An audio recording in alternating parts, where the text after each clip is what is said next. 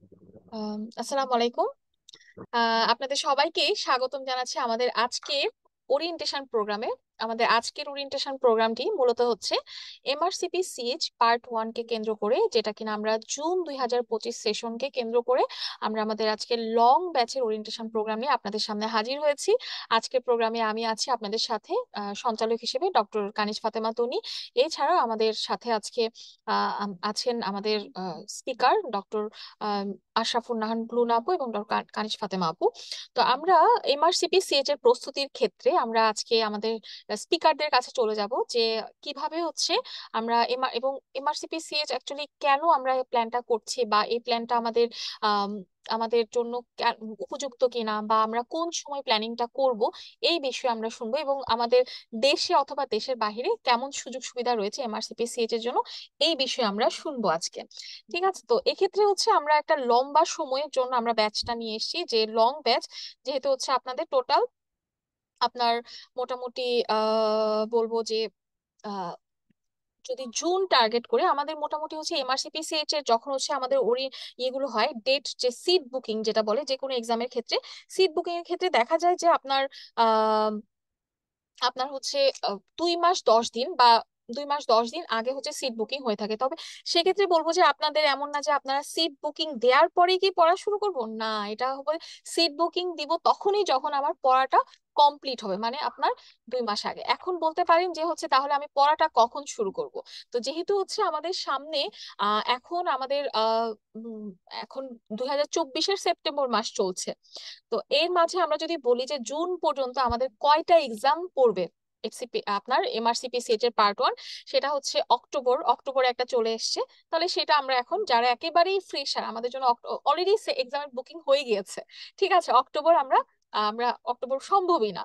এবার চলে আসি নেক্সট, আমাদের এক্সাম টার্গেট কি থাকবে? ফেব্রুয়ারি 2025।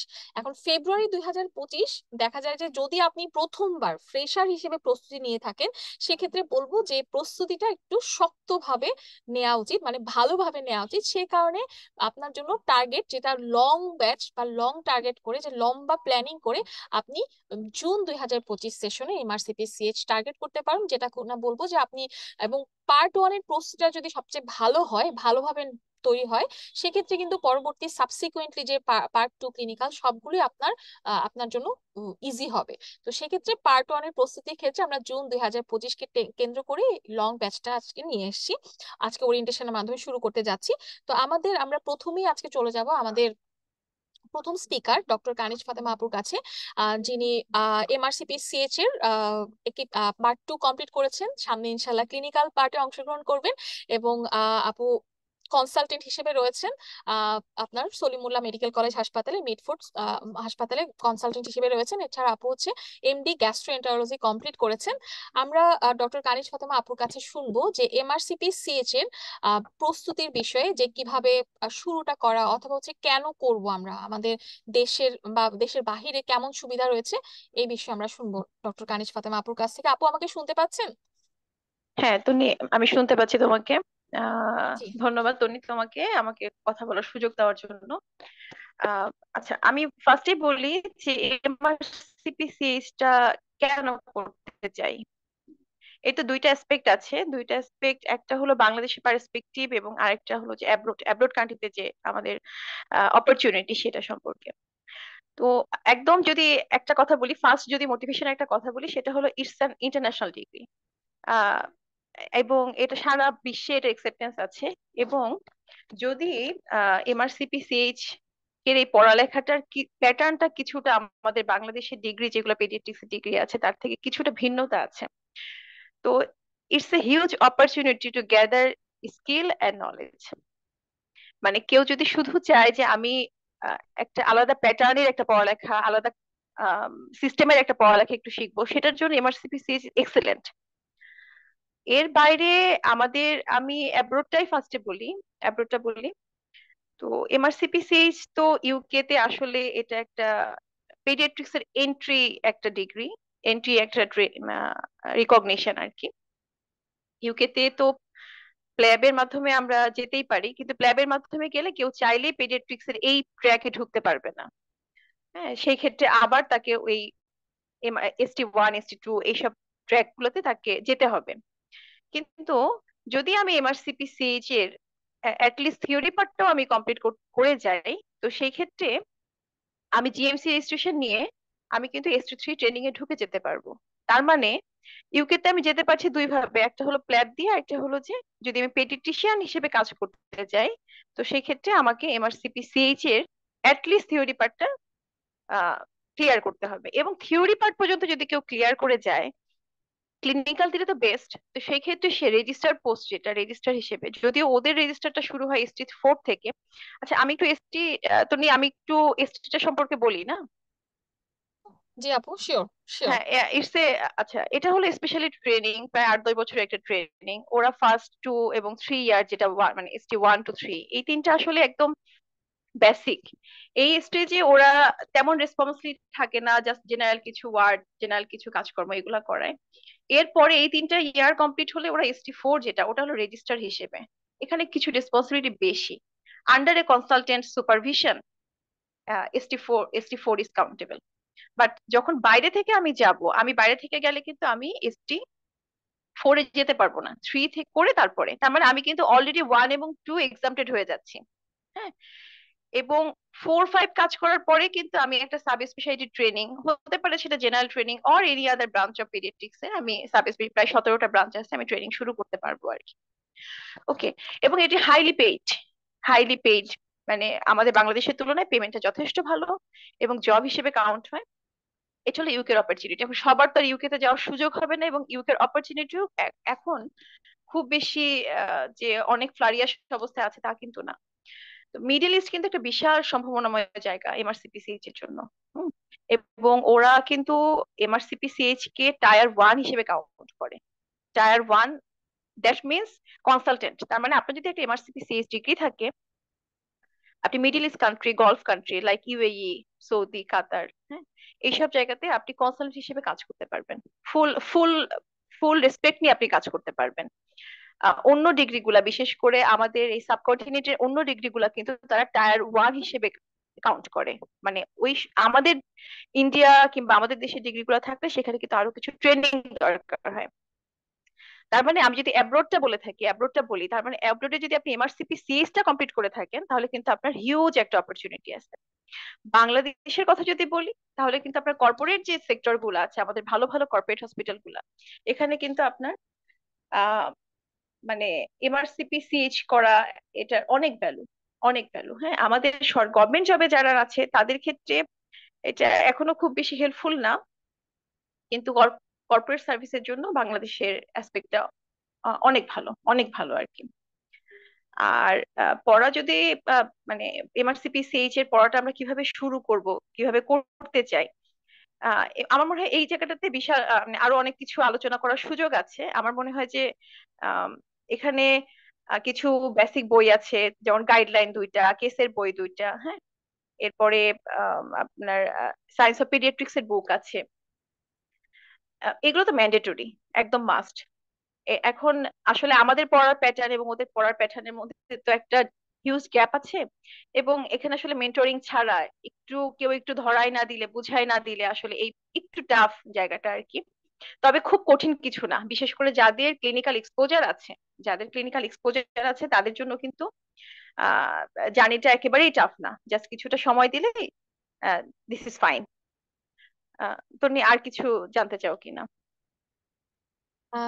জি, জানতে চাচ্ছি যে আমাদের এমনিতে প্রস্তুতির ক্ষেত্রে যেমন হচ্ছে কেউ কোনো ডক্টর যদি হচ্ছে প্রশ্ন করেছে একজন যে উনি এই মুহূর্তে যদি আহ, প্রস্তুতি শুরু করেন তাহলে টোটাল জার্নি মানে টোটাল এমআরসিপি সিএইচ কমপ্লিট হতে কেমন সময় বা উনি কেমন প্ল্যান করতে পারেন। যেমন এমন ডক্টরও আছে আমাদের রিসেন্টলি যারা ইন্টার্নশিপ শেষ করেছে, যে ওনারা চাচ্ছেন যে না আমি বাংলাদেশের কোনো ডিগ্রি করব না, আমি একেবারে সরাসরি এমআরসিপি সিএইচ এর জন্য পড়বো।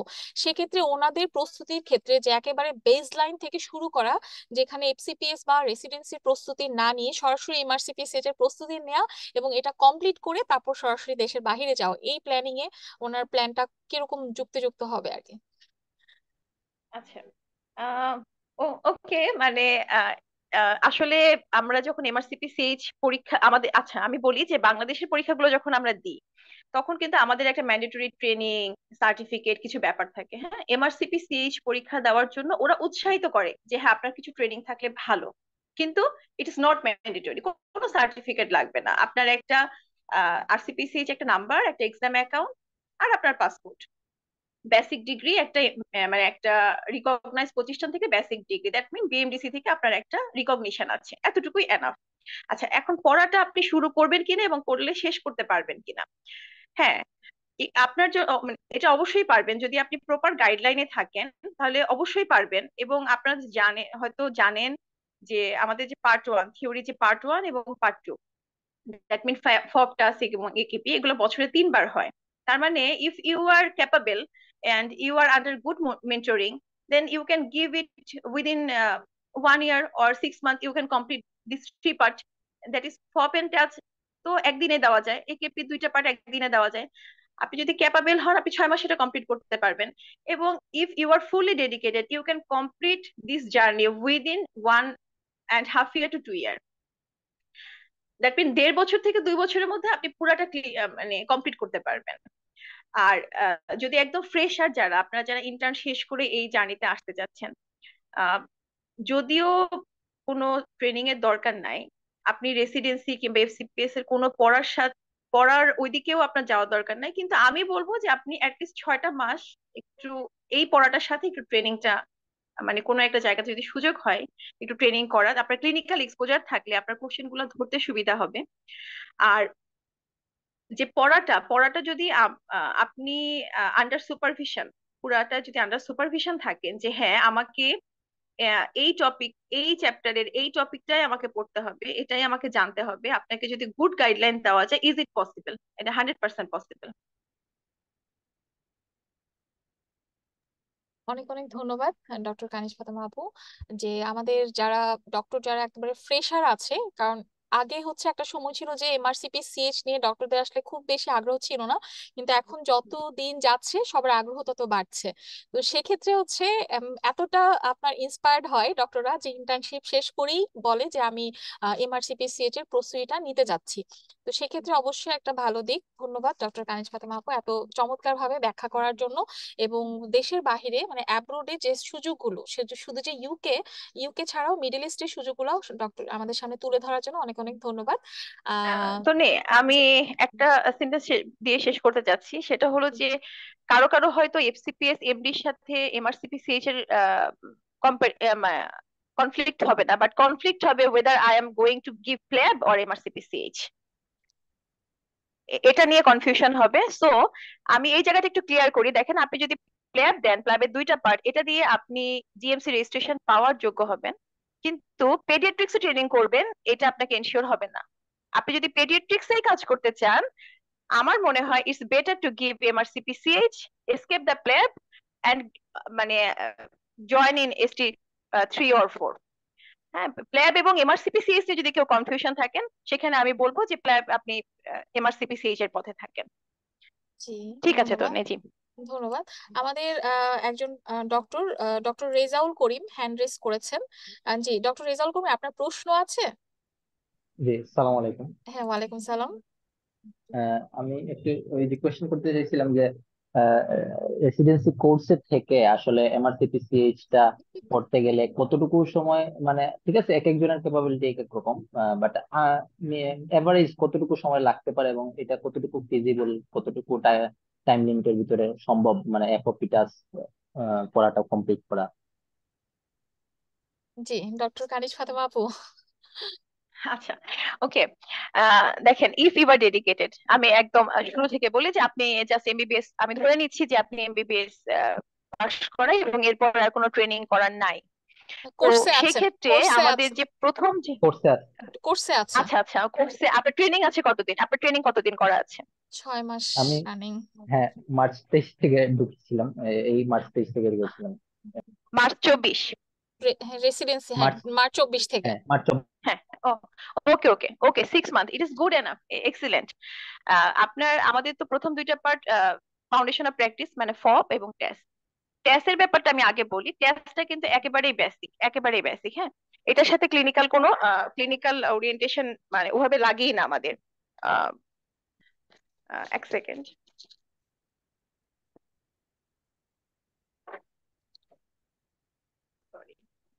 আচ্ছা, টেস্টের ক্ষেত্রে কিন্তু আমাদের ক্লিনিক্যাল ওরিয়েন্টেশন একেবারেই লাগে না, একদম বেসিক পড়া, জাস্ট বেসিক পড়লেই এনাফ। এবং ফপ যেটা, ওটা একদম মুখস্থ, টেস্ট একদম মুখস্থ, ক্লিয়ার, ক্লিনিক্যাল ওরিয়েন্টেশন দরকারই হয় না। তো সেই ক্ষেত্রে আপনি টেস্ট আলাদা করে দিতে পারেন। আর যেহেতু আপনার 6 মাস ট্রেনিং হয়ে গিয়েছে,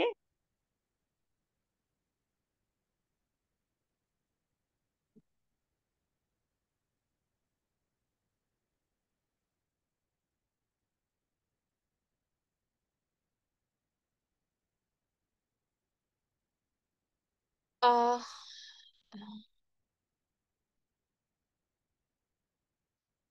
জি, ডক্টর কানিজ ফাতেমা আপু।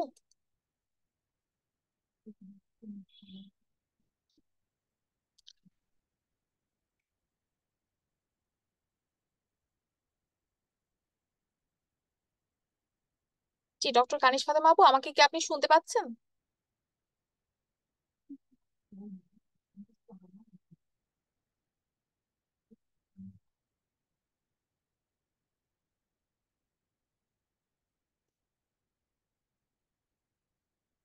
আচ্ছা, ডক্টর কানিজ ফাতেমা আপু ডিসকানেক্ট হয়ে গেছেন হয়তো নেটওয়ার্ক প্রবলেমের কারণে। ডক্টর রেজাউল করিম, যেটা বলতেন আপনি, যেহেতু যে কোর্সে আছেন এবং আপনার ফেজ এর জন্য মোটামুটি আরো 1.5 বছর সময় আছে, 1.5 বছর সময় আছে, তো এর মাঝে যদি আপনি প্রস্তুতি নিতে চান, মানে আপনি ফেজে ফাইনাল দিবেন ইনশাল্লাহ 2026-এর জানুয়ারিতে, তাই না? জানি, হ্যাঁ। 26-এর জানুয়ারিতে। তো সেক্ষেত্রে আপনি 25-এর জুন যদি টার্গেট করতে চান, সেক্ষেত্রে আপনি লং ব্যাচ, যেটা যে লং, আস্তে আস্তে করে প্রস্তুতিটা নিয়ে গোছানো, এবং বাই দিস টাইম কিন্তু আপনার যখন 25-এর জানুয়ারি আসবে, তখন তো আপনার ফেজের পড়াটাও কিন্তু চলে আসবে। ঠিক আছে? হ্যাঁ, তো এটাই চিন্তা করছি। সেক্ষেত্রে, হ্যাঁ, তো সেক্ষেত্রে হচ্ছে 25-এর, কারণ এক ফেজের একটা, এখন তো আপনি 6 মাস গিয়েছে, তো সেক্ষেত্রে বলবো যে আপনি যদি প্রস্তুতি নিতে চান যে না আমি এখনই চাচ্ছি, মানে ফেজে ফাইনালের আগেই চাচ্ছি, সেক্ষেত্রে আপনার জন্য জুন টার্গেট করতে পারেন। তবে এক্ষেত্রে আপনাকে একটু একটু যেমন এখন হচ্ছে আমাদের অক্টোবর থেকে শুরু হচ্ছে এমআরসিপিসিএইচ এর পার্ট 1-এর যে ব্যাচটা। তো সেক্ষেত্রে আপনি এই প্রথম এই যে সামনে যে 3 মাস সময়, 3-4 মাস সময়টা আপনি হ্যাবিচুয়েটেড হয়ে গেলেন পড়ার সাথে। বাই দিস টাইম আপনি যখন আবার জানুয়ারি থেকে ধরেন আপনার আস্তে আস্তে ফেজে ফাইনালের পড়াও অ্যাড হবে আস্তে আস্তে, তখন আপনি একটা অ্যাডজাস্টমেন্ট চলে আসবে। তো সেক্ষেত্রে বলবো যে বাকি আপনি আবার ফেজে ফাইনালের জন্য আপনি 6 মাস সময় পাচ্ছেন, যথেষ্ট ইনশাল্লাহ। তো আপনি যদি চান তাহলে প্রস্তুতি এখনই শুরু করেন, আর যদি মনে করেন যে না আমি ফেজে ফাইনাল দিয়ে করব, তাহলে একটু লম্বা সময় আর আরো পরে আপনার প্ল্যানিংটা করতে হবে। তবে সম্ভব, আপনি যদি জুন টার্গেট করেন, প্রস্তুতি এখন থেকে নেওয়া শুরু করেন, সম্ভব ইনশাল্লাহ আর কি। এবং জি, বলবো ধন্যবাদ যে আপু। জি, একটা জিনিস, এফওপি টাস্ক থেকে মানে প্রথম পার্ট থেকে যে আমার এমন কি কোনো ধরার বাধা আছে যে এর এই সময়ের ভিতরে ক্লিনিক্যালটা শেষ করতে হবে এই এত আচ্ছা, বছর? আচ্ছা, এটা হচ্ছে ফাউন্ডেশনাল প্র্যাকটিস এবং থিওরি এন্ড সায়েন্স, মানে ফপেন টেস্ট পার্ট 1। পার্ট 1টা দেওয়ার পরে আপনার ক্লিনিক্যালের ওরকম ধরা বাঁধার নিয়ম নাই, কিন্তু আপনি আপনি পার্ট 2 মানে একেপি, যেটা আপনার applied knowledge of practice, AKP পাশ করার পরে 7 বছরের মাঝে হচ্ছে আপনার ক্লিনিক্যালটা ক্লিয়ার করতে হয়। পার্ট 1-এর সাথে সম্পর্ক নাই। পার্ট 2 মানে আপনি যখন যে থিওরি পার্ট, মূলত হচ্ছে এমআরসিপিসিএইচ এর প্রথম 2টা পার্ট হচ্ছে থিওরি পার্ট, যেটা কিনা প্রথম পার্টে ফপেন টাস আর দ্বিতীয় পার্টে হচ্ছে একেপি। আপনি থিওরি পার্ট যখন আপনার কমপ্লিট হয়ে যাবে, ক্লিয়ার হয়ে যাবে, তখন আপনার 7 বছরের ডিউরেশনটা কাউন্ট হবে, যে এই 7 বছরের মাঝে আপনাকে ক্লিনিক্যালটা দিতে হবে। তো এই বাই দিস টাইম আপনার ক্লিনিক্যালের জন্য প্রস্তুতি নেওয়া, সিট অ্যাপ্লাই করা, কারণ ক্লিনিক্যালের সিট বুকিংটা একটু কঠিনই, মানে পাওয়া যায় না অনেক সময় বাংলাদেশ থেকে বা ওভাবে। তো সেক্ষেত্রে হচ্ছে আপনি সেভাবে একিপির পরে আপনার কাউন্টটা হবে, পার্ট 1-এর পরে কাউন্ট হবে না ইনশাল্লাহ। ঠিক আছে? আচ্ছা, থ্যাংক ইউ। জি, জি, ধন্যবাদ। আচ্ছা, এই পর্যায়ে তাহলে আমরা চলে যাচ্ছি আমাদের আজকের প্রোগ্রামে আমাদের দ্বিতীয় speaker doctor Ashrafun Nahar Luna আপুর কাছে, যিনি আহ যিনি এমআরসিপিসিএইচ এর পার্ট 2 কমপ্লিট করেছেন, বর্তমানে ক্লিনিক্যাল ক্যান্ডিডেট হিসেবে আছেন, এবং আপু অ্যাসিস্ট্যান্ট প্রফেসর হিসেবে রয়েছেন ঢাকা মেডিকেল কলেজ হাসপাতালে আপনার হেমাটোলজি এবং অনকোলজি ডিপার্টমেন্টে। ডক্টর আশরাফুন নাহার লুনা আপুকে অনুরোধ জানাবো আমাদের আজকের ওরিয়েন্টেশন প্রোগ্রামে এমআরসিপি সিএচ এর ক্ষেত্রে দেশে অ্যাকচুয়ালি কেমন সুবিধা আছে, একজন ডক্টর এমআরসিপি সিএচ কমপ্লিট করে বাংলাদেশে কি আপনার কেমন সুবিধা পাবেন এই বিষয়ে। এবং আরো একটি প্রশ্ন রয়েছে আপুর জন্য, একজন ডক্টর প্রশ্ন করেছেন যে কেউ যদি বাংলাদেশের সাপোজ এফসিপিএস বা এমডি না দিয়ে শুধু এমআরসিপি সিএইচ কমপ্লিট করে বাংলাদেশে কেমন সুবিধা পাবেন, এই বিষয়ে জানতে চাচ্ছিলাম। ডক্টর আশরাফুন নাহার লুনা আপু। থ্যাংক ইউ তন্নি। আসসালামু আলাইকুম। আমি ডক্টর আশরাফুল্লাহ আল্লুনা। ধন্যবাদ আমাকে আহ, কথা বলার সুযোগ করে দেওয়ার জন্য। এতক্ষণ তো ডক্টর কানিজ ফাতেমা অনেক সুন্দর করে ডেসক্রাইব করেছেন এমআরসিপি এর মানে অপরচুনিটিটা কি। এখন হচ্ছে আমরা যদি বলি এটা তো একটা প্রেস্টিজিয়াস প্রমিজিং একটা ডিগ্রি, যেটা হচ্ছে membership exam from Royal College of Paediatrics and childhood. এটার হচ্ছে আমরা জানি দুটা পার্ট, একটা হচ্ছে থিওরি পার্ট, একটা ক্লিনিক্যাল পার্ট। থিওরি পার্টে আবার হচ্ছে দুটা স্টেপ আছে, step one step two. Already বলা হয়ে গিয়েছে যে স্টেপ ওয়ান হচ্ছে ফাউন্ডেশন এন্ড প্র্যাকটিস অ্যান্ড যেটা টাস্ক, এটা হচ্ছে থিওরি অ্যান্ড সায়েন্স। আর স্টেপ টু তে হচ্ছে অ্যাপ্লাইড নলেজ প্র্যাকটিস। এখন এর আসপেক্ট, বাংলাদেশি আসপেক্ট যদি বলতে হয়, আমার কলিগ অলরেডি বলেছেন, বাংলাদেশে হচ্ছে গভর্নমেন্ট সেক্টরে এমআরসিপিসিএইচ এখনো হচ্ছে বিএমডিসি রিকগনাইজড না। গভর্নমেন্ট সেক্টরে হয়তো বা এমআরসিপিসিএইচ দিয়ে এখনো আমার প্রমোশন কাউন্ট হবে না, এখন পর্যন্ত সেটা রিকগনাইজড না। এটা আমরা আশা করতে পারি হয়তো বা একটা টাইমে হয়তো বা হবে, হ্যাঁ। দেশীয় ডিগ্রির পাশাপাশি এটাও হবে। তবে হচ্ছে প্রাইভেট সেক্টরে এটা অনেক ভ্যালু, হ্যাঁ। এটা হচ্ছে ব্যক্তিটা অনেক প্রমিজিং। প্রাইভেট সেক্টরে যদি কারো ডিপ্লোমা বা এমডি বা হচ্ছে এফসিপিএস নাও থাকে, সে যদি এমআরসিপি সিএইচ দিয়ে কিন্তু অ্যাজ এ কনসালটেন্ট ভালো কর্পোরেট হসপিটালে স্মার্ট স্যালারি দিয়ে কিন্তু অনেকেই এখন পর্যন্ত এখনো করছে, মানে আমার জানা মতো এখনো করছে, জাস্ট শুধু এমআরসিপি সিএইচ দিয়ে, কোনো বাংলাদেশের ডিগ্রি ছাড়া, হ্যাঁ। সো এটা সামনে হয়তো অপরচুনিটি বাংলাদেশে আরো হবে, গভর্নমেন্ট সেক্টরে হয়তো বা হবে। আর হচ্ছে বাইরে তো আছেই। আর এটার আরেকটা মানে ইম্পর্টেন্ট ইস্যু, যেটা ম্যাক্সিমাম কথা হয়ে গেছে, কিন্তু একটা জিনিস যেটা আমি বলবো, যেটা আগে আগে বাংলাদেশে হচ্ছে এমআরসিপি সিটের কোনো মানে সেন্টার এখনো নেই, কিন্তু বাংলাদেশ থেকে আমরা এক্সাম দিতে পারতাম না, বাইরে যে এক্সাম দিতে হতো। এখন কিন্তু অনলাইনে আমরা এক্সাম দিচ্ছি, হ্যাঁ। ঘরে বসে হচ্ছে আমি থিওরি পার্টটা কমপ্লিট করে ফেলতে পারছি, ক্লিনিক্যালের জন্য আমার সেন্টারে গিয়ে দিতে হচ্ছে। এটা কিন্তু এটা খুবই মানে ভালো অপরচুনিটি। যতদিন আমাদের অনলাইন ওভারসিজ আমাদের ওপেন আছে, এটা হচ্ছে আমাদের, আমার মনে হয় যে এই অপরচুনিটিটা কাজে লাগানো বেটার। কারণ হচ্ছে একটা টাইমে হয়তো বা এই অপরচুনিটি অফ হয়ে যেতে পারে, অফলাইন হয়তো বা সেন্টারে যে পরীক্ষা দিতে হতে পারে। তো এটা যতদিন অনলাইন আছে, আমাদের অনলাইনে এটা হচ্ছে যদি কেউ ইন্টারেস্টেড থাকে, অবশ্যই এই সুযোগটা নেওয়া উচিত আর কি। আর বাংলাদেশি যেমন আমরা এমডি বা হচ্ছে বিসিএস বা এফসিপিএস, আমাদের যে পড়াশোনা, এটার পাশাপাশি যদি আমাদের একটা এমআরসিপি সিএইচ ডিগ্রি থাকে, এটা তো ইন্টারন্যাশনালি রিকগনাইজড একটা ডিগ্রি। তো ওদের পড়াশোনার প্যাটার্ন সাথে হচ্ছে আমাদের পড়াশোনা, তো আমরা একটা আমাদের পড়াশোনার সাথে ওদের পড়াশোনাটা একটু কম্পেয়ার করে আমি হচ্ছে ওদের একটু মানে আমার নলেজটা আরো বাড়ছে, নলেজের ব্যাপ্তিটা বাড়ছে। সাথে হচ্ছে ওরা কি কি টেকনিক থেকে পড়াশোনা করছে, তারপর হচ্ছে ওখানে বাইরে কি কি জিনিস এমফেসিস দিচ্ছে। যেমন ইথিক্সটা, এই যুগে ইথিক্সটা খুব ইম্পর্টেন্ট। তো বাইরের কান্ট্রিতে ইথিক্সটা কিন্তু খুবই জোর, মানে খুবই জোর দেওয়া হয়, কিন্তু আমরা এখনো ইথিক্স এর ব্যাপারে কিন্তু এতটা এখনো কি বলবো ওরিয়েন্টেড না, বা হচ্ছে সচেতন না। সো ইথিক্স বা আপকামিং যে জিনিসগুলো, প্যালিয়েটিভ বা স্ট্যাটিস্টিক্স, এই জিনিসগুলো কিন্তু খুব ইম্পর্টেন্ট, যেগুলো হচ্ছে আমাদের পড়াশোনার সাথে আমাদের এমআরসিপি সিএইচ এই জিনিসগুলো কিন্তু বেশ গুরুত্বপূর্ণ। সো আমাদের পড়াশোনার সাথে যদি আমরা এমআরসিপি সিএইচ একটা ডিগ্রি কমপ্লিট করতে পারি, সো আমাদের নলেজের সাথে একটা ইন্টারন্যাশনাল ডিগ্রি একটা যুক্ত হলো। আমি এখন দেশে কাজ করছি, যদি আমার কখনো মনে হয় যে আমি বাইরে মুভ করতে পারবো, মানে মুভ করতে চাই, সেক্ষেত্রে হচ্ছে আমি ইউকে বা ইউএই, আমার ফ্রেন্ড অলরেডি খুব সুন্দর করে সব মানে বলেছেন অপরচুনিটি, বাইরে যে অপরচুনিটি গুলো আছে, তো যে কোনো সময় আমার কাজে লাগাতে পারি আর কি। তো নিয়ে ধন্যবাদ। আরেকটা কোশ্চেন ছিল, জি জি জি জি। কোশ্চেনটা ভুলে গেছি। আচ্ছা, আরেকটা প্রশ্ন হচ্ছে এটাই যে হচ্ছে একদম এমআরসিপিসিএইচ এর আপনার বাংলাদেশের ডিগ্রি ছাড়া যেটা যে বাংলাদেশে কেমন সুবিধা, আর অ্যাজ এ গভর্নমেন্ট ক্যান্ডিডেট হিসেবে এমআরসিপিসিএইচ এর অ্যাকচুয়ালি কোনো সুবিধা আছে কিনা।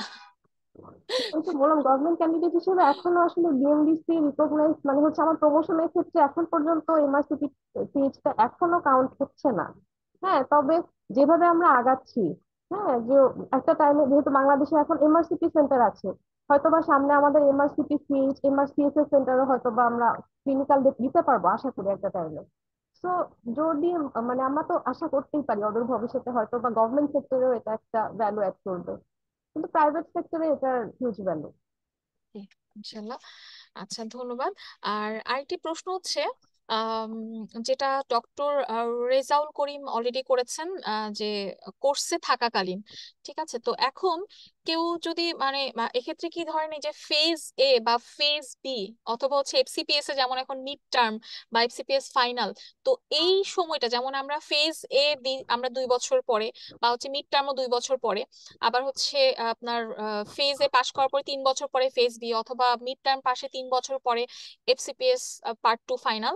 তো এই সময়টার মধ্যে বলবো যে হচ্ছে যদি কেউ প্ল্যান করতে চায় যে আমি আমার 5 বছর সময়ের মধ্যেই হচ্ছে আমি একই সাথে এমডি অথবা এফসিপিএস যে যে কোর্সে আছে সাথে হচ্ছে আমি টোটাল এমআরসিপিএস সিএইচটাও আমি প্ল্যান করতে চাচ্ছি, সেক্ষেত্রে অ্যাকচুয়ালি মানে পার্ট 1 পার্ট 2 মানে ওই প্ল্যানিংটা কেমন হবে, যে পার্ট 1 কখন দিবে বা পার্ট 2টা কখন দিবে, এই বিষয়ে। আর এটা তো ক্লিনিক্যালটা তো খুবই ওয়াইজ, সরি, জি। এটা তো খুবই একটা ওয়াইজ ডিসিশন। যদি কেউ হচ্ছে ট্রেনিং এ থাকে, হ্যাঁ, আমি হচ্ছে এফসিপিএস ট্রেনিং এ গেলাম বা হচ্ছে এমডিএমএস এ গেলাম, এর মাঝে আমি তো আমার পড়াশোনাটা তো অলমোস্ট সেম, আমি কিছু জাস্ট প্যাটার্নটা আলাদা। যেমন হচ্ছে ওদের থিওরি এক্সামটা একটু হচ্ছে কোশ্চেন বেস, হ্যাঁ, ওটা হচ্ছে এই জন্য তোমার আহ, আমরা পড়াশোনাটা আমরা যেটা পড়তেছি সেটা একটু আমি টেকনিক ফলো করব বা কিছু মেনটেন করব, কিন্তু আমাদের আসলে চাইল্ডহুড মানে পেডিয়াট্রিক্সে তো পড়াশোনা বা গ্রস ডিজিজ বা প্যাথোফিজিওলজি বা এইগুলো তো সেম জিনিস, হ্যাঁ, ক্লিনিক্যাল। সো কেউ যদি ট্রেনিং পিরিয়ডের মাঝে এটা প্ল্যান করে, এটা তো খুবই একটা ওয়াইজ ডিসিশন হবে। সেক্ষেত্রে যে আমি বলবো যে কারো যদি এক্সপিরিয়েন্স থাকে যে আমার 1 বছর বা 1.5 বছর ট্রেনিং হয়ে গেছে, সেক্ষেত্রে 4 মাস থেকে 6 মাস এনাফ যদি কেউ টার্গেট করে, হ্যাঁ। তো আর যদি একদম প্রেশার থাকে সেই ক্ষেত্রে অ্যাটলিস্ট 6 মাস। আর যাদের ক্লিনিক্যালি ওরিয়েন্টেড থাকে, যারা হচ্ছে ফেইজেতে আছে বা এফসিপি ট্রেনিং, তাদের ক্ষেত্রে অনেকের ক্ষেত্রে আসলে পড়াশোনাটা তো ইন্ডিভিজুয়ালাইজ, তবুও 4 মাস থেকে 6 মাস এনাফ যদি কেউ ক্লিনিক্যালি ওরিয়েন্টেড থাকে বা ট্রেনিং এর মধ্যে থাকে। এটা তো পজিটিভ, একটা পজিটিভ ভ্যালু অ্যাড করবে যে হচ্ছে প্ল্যান করতেছে এমআরসিপি সিট দেওয়ার জন্য। অনেক অনেক ধন্যবাদ ডক্টর আশরাফুন নাহার লুনা আপুকে। আমরা আমাদের স্পিকারদের কাছ থেকে শুনলাম যে অ্যাব্রোড এবং হচ্ছে দেশে এবং দেশের বাইরে আমরা হোম এবং অ্যাব্রোডে আমাদের অ্যাকচুয়ালি কেমন সুবিধা রয়েছে, অথবা কোনো দেশের কোনো ডিগ্রি ছাড়া কেমন ভাবে আমি প্রস্তুতি নিব বা কেমন সুবিধা রয়েছে, দেশের ডিগ্রির পাশাপাশি আমরা কিভাবে প্রস্তুতি নিব বা কিভাবে আমরা প্ল্যানিং করব, এই সব বিষয়ে আমরা শুনলাম। তো এই পর্যায়ে জি জি জি। আমি মনে ডিসকানেক্ট হয়ে গেছিলাম, আমার কোশ্চেনটা কি অ্যান্সার কমপ্লিট হয়েছিল কিনা। জি জি জি জি, কমপ্লিট হয়েছে ভাই, কমপ্লিট করেছে ডক্টর লুনা আপু হচ্ছে এটার ওকে। কমপ্লিটটা করেছেন পরবর্তীতে। ধন্যবাদ। এ পর্যায়ে তাহলে আমরা ডক্টর আশরাফুন্নাহ লুনা আপুকে অনেক অনেক ধন্যবাদ জানাচ্ছি যে আপু এত ব্যস্ততার মাঝে আমাদের সাথে যুক্ত হয়েছেন। এ পর্যায়ে আমরা চলে যাব যে আমাদের একটি পাওয়ার পয়েন্টের মাধ্যমে আমরা, যদিও আমরা জেনেছি কিন্তু আমরা একটু আমরা আবার একটু দেখতে চাচ্ছি যে অ্যাকচুয়ালি প্ল্যানিং এর ক্ষেত্রে যেহেতু আপুরা বললেন যে হচ্ছে কখন প্ল্যানিংটা শুরু করব বাকি, এটা নিয়ে ছোট্ট একটা পাওয়ার পয়েন্ট প্রেজেন্টেশন রয়েছে।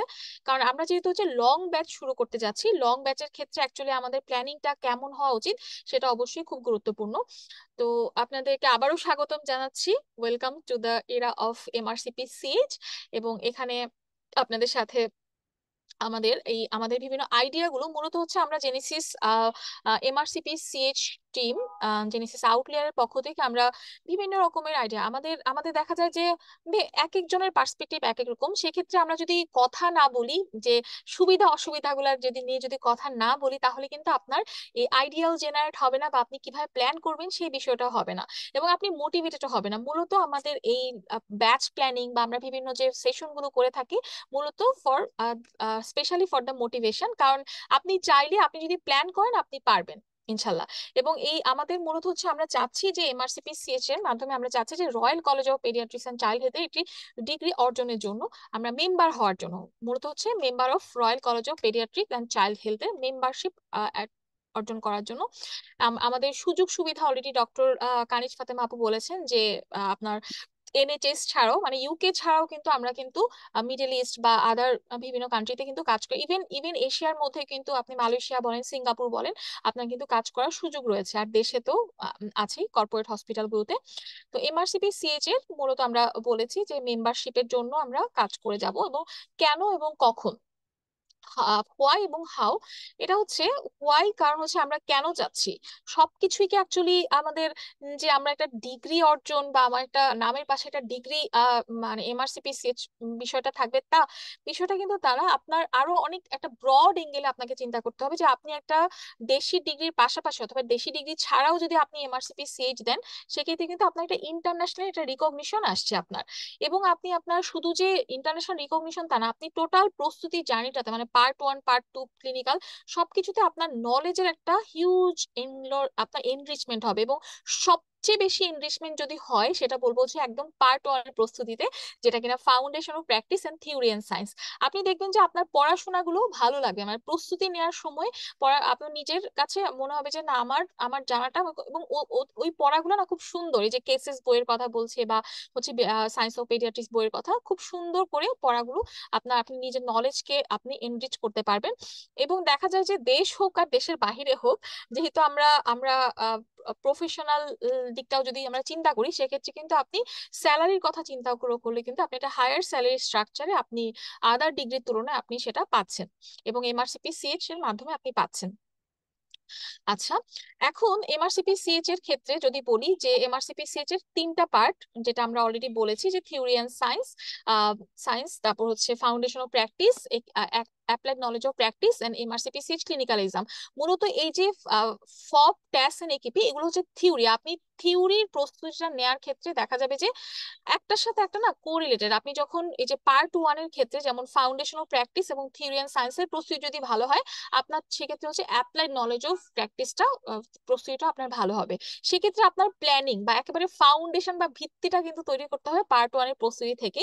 এই কারণে অ্যাকচুয়ালি আমরা হচ্ছে এই লং ব্যাচটা নিয়ে এসে, যেখানে কিনা আপনার এই আপনার ফপ এন্ড ট্যাসের প্রস্তুতিটা খুব চমৎকার ভাবে হয়, যাতে করে আপনি সাপোজ আপনি জুনে যদি পার্ট 1 পরীক্ষা আলোর মধ্যে পাশ করতে পারেন সুন্দর একটা প্রস্তুতি নিয়ে, আপনি কিন্তু খুব সহজেই আপনার খুব কাছাকাছি সময় আপনি সেপ্টেম্বরেও কিন্তু আপনি এই পার্ট 2 প্ল্যান করতে পারছেন।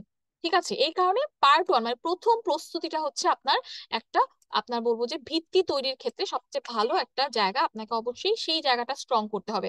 কারণ প্রথম প্রস্তুতিটার পরবর্তী মানে পার্ট 1 এর প্রস্তুতির পরে কিন্তু আপনার পার্ট 2 এবং হচ্ছে ক্লিনিক্যাল এই বিষয়গুলো কিন্তু লাগবে। এবং এমআরসিপি সিএইচ এর ক্ষেত্রে কিন্তু এই যে ফপ, এই যে ফাউন্ডেশন অফ প্র্যাকটিস বা ফপ, এই অংশে কিন্তু মূলত আমাদের অন্যান্য যেমন এমআরসিওজি যদি বলি বা আদার, ওনাদের কিন্তু গাইডলাইন কিন্তু একটু পরে পড়তে হয়। ঠিক আছে, পার্ট 2 এ পড়তে হয়, কিন্তু আমাদের এমআরসিপি সিএইচ এর ক্ষেত্রে কিন্তু গাইডলাইন পড়াটা কিন্তু একদম প্রথম থেকে পার্ট 1 থেকে, এবং সেটা হচ্ছে ফাউন্ডেশন অফ প্র্যাকটিস বা ফপের সাথে। এবং এই যে গাইডলাইন আপনি পড়া শুরু করছেন, এই গাইডলাইন আপনাকে পার্ট 2 ক্লিনিক্যাল সব জায়গায় লাগবে। তো সেক্ষেত্রে হচ্ছে আপনার প্রথম প্রস্তুতি একটা লম্বা সময় প্রস্তুতি হলে সবচেয়ে ভালো হয়, যেখানে আপনি একদম বেস লাইন থেকে প্রস্তুতিটা চমৎকার ভাবে নিতে পারছেন। আচ্ছা, এবং পার্ট 1 এ কিন্তু ফপেন টাস্ক কেউ চাইলে আলাদাও দিতে পারেন, কেউ চাইলে একসাথেও দিতে পারেন। ঠিক আছে, তো আমরা সাজেস্ট করব যে হচ্ছে সবচেয়ে ভালো হচ্ছে পার্ট 1 এর ফপেন টাস্ক একসাথেই হচ্ছে দিয়ে দেয়া।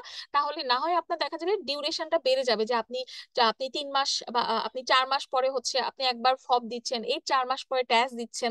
আস্তে আস্তে মানে বলবো যে একটার সাথে একটা পড়াটা কিন্তু আপনার কোরিলেটেড। সাপোজ আপনি একটা সিস্টেম পড়ছেন, এই সিস্টেমের সাথে রিলেটেড আপনার গাইডলাইন আপনি পড়ে ফেলছেন একসাথে, তাহলে আপনি যদি সিস্টেম যদি কমপ্লিট করে পড়তে চান, আপনি আপনার এমআরসিপিসি যে পার্ট 1 এর ফপ এন্ড টাস্ক দুটো একসাথে প্ল্যান করলে আপনার জন্য হচ্ছে সবচেয়ে বুদ্ধিমানের কাজ হবে।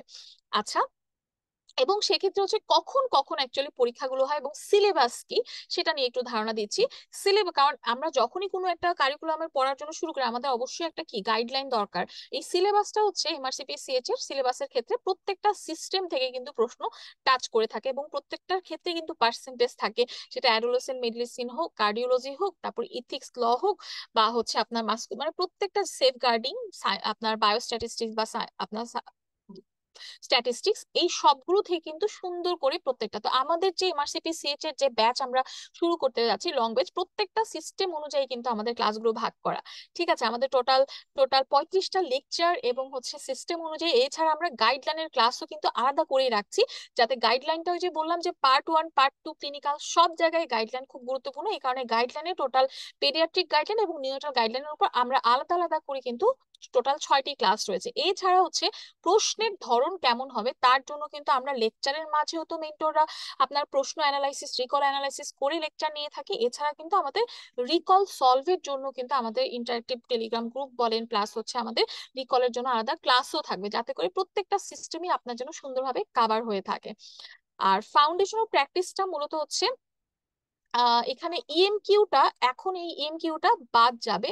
মূলত হচ্ছে সবগুলো প্রশ্নই এখন 100টা প্রশ্নই আসবে হচ্ছে আপনার এসবিএ বা হচ্ছে বেস্ট অফ 5। ঠিক আছে, সবই এই অক্টোবর 2024 থেকে হচ্ছে ইএমকিউ এক্সটেন্ডেড ম্যাচিং বাদ চলে যাচ্ছে, সব প্রশ্ন হবে আপনার এসবিএ বা বেস্ট অফ 5।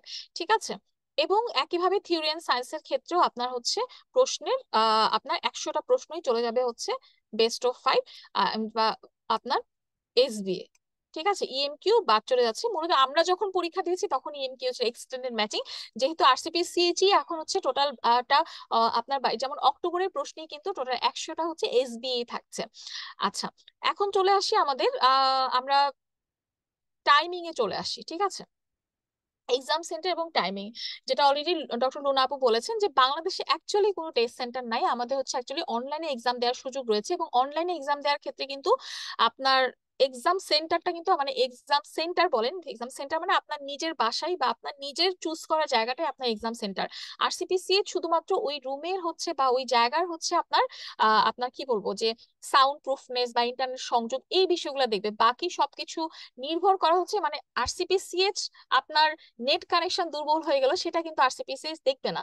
তো সেক্ষেত্রে বলবো যে দুটো অপশনই খোলা আছে। কেউ চাইলে যে না আমি অনলাইনে পরীক্ষা দিতে আমি ভয় পাচ্ছি, চাইলে আপনারা অফলাইন টেস্ট সেন্টারে গিয়েও পরীক্ষা দিতে পারেন, যেটা কিনা আপনার ইন্ডিয়া, তারপর আপনার মালয়েশিয়া, সিঙ্গাপুর, এই কাছাকাছির মধ্যে এই জায়গাগুলোতে আছে। আপনি অনলাইনেও সিট বুকিং দিতে পারছেন অথবা অফলাইনেও টেস্ট সেন্টারে পরীক্ষা দিতে পারছেন। আচ্ছা, আর এখন আসি হচ্ছে আপনার এক্সাম ফি এর কথা। এক্সাম ফি আপনি যদি ফপ এন্ড টাস আলাদা করে দেন তাহলে কিন্তু আপনি 450 পাউন্ড পড়ে যাচ্ছে। আপনি যদি একসাথে দেন আপনার 755 পাউন্ডের মধ্যেই কিন্তু আপনার হয়ে যাচ্ছে। সেক্ষেত্রে বলবো পার্ট 1টা আমরা একসাথে দিলে আমাদের জন্য সবচেয়ে ভালো, কারণ এরপর কিন্তু আমাদের আরো এক্সপেন্স আছে, যেমন পার্ট 2, কারণ শুরু যেহেতু করবো আমাদের শেষ তো করতে হবে। পার্ট 2তে আপনার খরচ হবে 870 পাউন্ড এবং দিন যত যাচ্ছে এক্সপেন্স কিন্তু তত বাড়ছে। এবং ক্লিনিক্যালের ক্ষেত্রেও আপনার কি একটা রেঞ্জ আছে, এক এক এক এক কান্ট্রিতে এক এক রকম রেঞ্জ, যেমন ইউকে তে 865 পাউন্ডের মতো, আবার আপনি যদি নেপালে দিতে চান সেক্ষেত্রে কিন্তু আবার 1200 পাউন্ড, বা হচ্ছে এক এক জায়গায় এক এক রকম করে। তো সেক্ষেত্রে হচ্ছে আপনার ওই প্ল্যানিং এর কথা চিন্তা করে প্রথমে যেহেতু একসাথে দেওয়ার সুযোগ রয়েছে, আমরা ফাউন্ডেশন ও practice and theory and science একসাথে দিয়ে আমাদের এখানে খরচটা কিছুটা কমাতে পারি। আচ্ছা, এরপর আসি এক্সাম কখন কখন হয়। ফপেন টেস্ট মানে পার্ট 1 মূলত হচ্ছে আপনার প্রতি বছরে ফেব্রুয়ারি, জুন এবং অক্টোবরে হয়ে থাকে, মূলত পরীক্ষার 2 মাস আগে। আহ যেমন আপনি যদি ফেব্রুয়ারিতে পরীক্ষা দিতে চান তাহলে আপনার সিট বুকিং দিতে হবে আপনার ডিসেম্বরে। ঠিক আছে, আপনি যদি হচ্ছে জুনে পরীক্ষা দিতে চান তাহলে আপনার সিট বুকিংটা পড়বে হচ্ছে এপ্রিলের দিকে, মে জুন, হ্যাঁ এপ্রিলের দিকে পড়বে। ঠিক আছে, এভাবে আমরা হচ্ছে সিট বুকিং এর কাজগুলো আমরা করব এবং পরবর্তীতে আমরা ক্লিনিক্যাল পর্যন্ত মানে এক একে আমরা প্ল্যান করব। তো প্ল্যানিং এর ক্ষেত্রে বলবো যেমন আপনি জুন 2025-এ যদি এক্সাম দুটো একসাথে দিতে পারেন, আপনি কিন্তু পরবর্তীতে ঠিক পার্ট 2 আপনি যদি তাড়াতাড়ি কমপ্লিট করতে চান, আপনি আপনার সেপ্টেম্বর 2025-এই কিন্তু আপনি পার্ট 2টা দিয়ে দিতে পারছেন। আর ক্লিনিক্যালের জন্য একটা নির্দিষ্ট সময় আছে, জানুয়ারি, ফেব্রুয়ারি বা মে, জুন, অক্টোবর, নভেম্বর। তো আমরা আমাদের বিভিন্ন অপরচুনিটিস গুলো সম্পর্কে আজকে জানলাম যে এমআরসিপিসিএইচ এর মাধ্যমে আমাদের কি কি অপরচুনিটিস রয়েছে। আমরা একটু নিজেদের একটু আপনার অ্যানালাইসিস করি যে আমার জন্য এখন উপযুক্ত কিনা। বলবো যে আপনি যদি চিন্তা করে থাকেন তাহলে আপনি যে অবস্থায় আছেন এখনই আপনার জন্য উপযুক্ত সময়। আপনি যদি প্রস্তুতি নেওয়ার কথা ভেবে থাকেন, বা প্রস্তুতি নেওয়ার কথা না, আপনি যদি এমআরসিপিসিএইচ এর কথা ভেবে থাকেন তাহলে আপনি প্রস্তুতি নেওয়ার শুরুটা এখনই শুরু করেন, কারণ অপরচুনিটিস অনেক। আর আপনি শুরু করলে দেখবেন যে কমপ্লিট যখন করবেন আপনার জন্য অনেক অনেক অপরচুনিটিস খোলা থাকবে।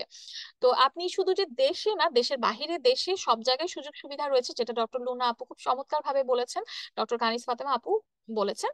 তো সব মিলিয়ে অ্যাকচুয়ালি আমাদের প্ল্যানিং হচ্ছে গুরুত্বপূর্ণ। আমাদের প্ল্যানিংটা শুরু করতে হবে খুব সুন্দরভাবে। এক্ষেত্রে হচ্ছে জুন 2025 সেশনের জন্য আমরা জেনেসিস এমআরসিপি সিএইচ এর যে লং ব্যাচ নিয়ে এসেছি তার সাথে আপনারা যুক্ত হতে পারেন। একদম প্রস্তুতিটা আমাদের প্রত্যেকটা ক্লাসে কিন্তু লাইভ হয়, ইন্টারেক্টিভ লাইভ ক্লাস প্রতি শনি এবং মঙ্গলবার করে।